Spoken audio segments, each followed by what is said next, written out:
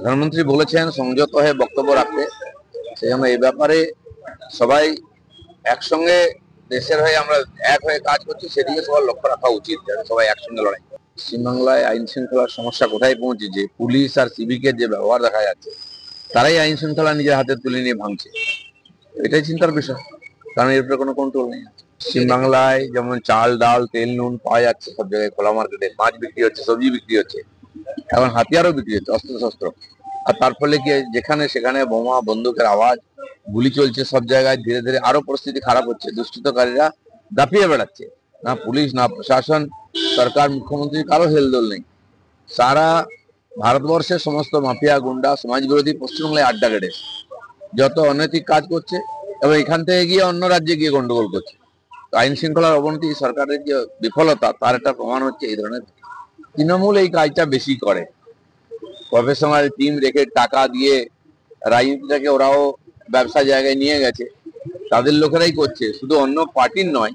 টিএমসির পার্টির নেতা এমএলএ এমপিদের সঙ্গে তার তথ্য সংগ্রহ করছে তাদের নিযুক্ত টিম, কোন নেতা কার সঙ্গে যোগাযোগ রাখছে, কত কামাচ্ছে, কি করছে, এটা করে।